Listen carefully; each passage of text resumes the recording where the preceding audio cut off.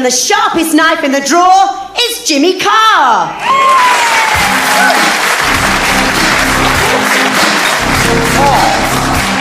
Oh, look at this, ladies and gentlemen. Well, I can't believe my luck. Thank you very much indeed. Well, it's an honour and a privilege to be here, I imagine. No, clearly not. Fine. Good. Someone just came up to me. It's such a star-studded event. Someone just came up to me backstage and said, "Are you Jimmy Carr, or do you just look like Jimmy Carr?" I said, "Both." People think I'm posh. Well, a lot of people think I'm posh, but actually I went to one of the roughest colleges in Cambridge. On the way here, I had an amazing taxi driver. He was driving his taxi, whistling, smiling, clearly having a brilliant time, yeah? Driving along, yeah, it's a big smile. He said, "I love my job. I'm my own boss. Nobody tells me what to do." I said, "Left here."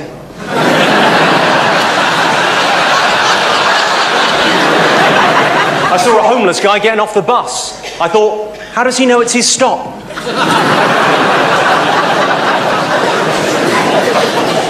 I tell you who I blame for all the drugs in schools. The supply teachers.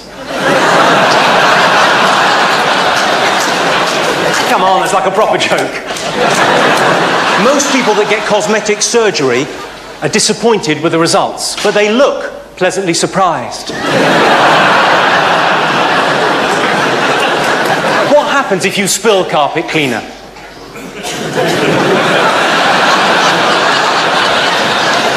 If I had an optician's, I'd make them do the shop sign in a blurry font.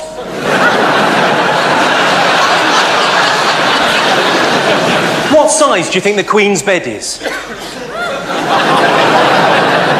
I'll ask. He's not saying. Okay, fine. I've got a friend whose nickname is Shagger. You might think that's pretty cool. She doesn't like it.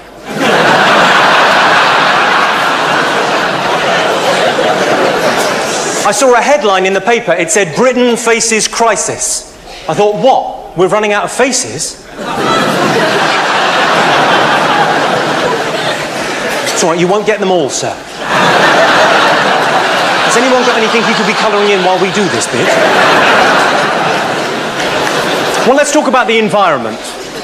A carbon footprint is a metaphor for the mark you leave on the earth as you walk through your lives. Of course, I don't have one because I drive everywhere. And it is twice as bad if you're Christian because you've got Jesus traipsing alongside you. When the Iraq War started, little did President Bush know.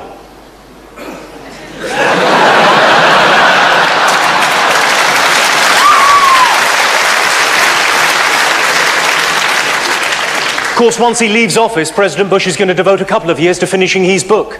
He can't believe that caterpillar is still hungry.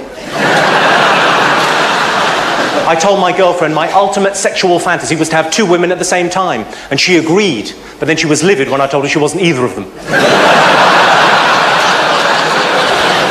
I was going out with a girl who had a twin, so I asked. You don't ask, you don't get. I asked, I got. It was amazing, because if anything, her twin was better looking than her, and an all-round great guy.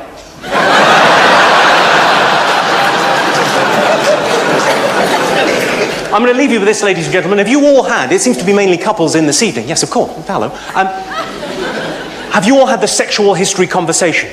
It's the conversation that happens about 6 months into a relationship where the woman says to the man, "I would like to know about your sexual history."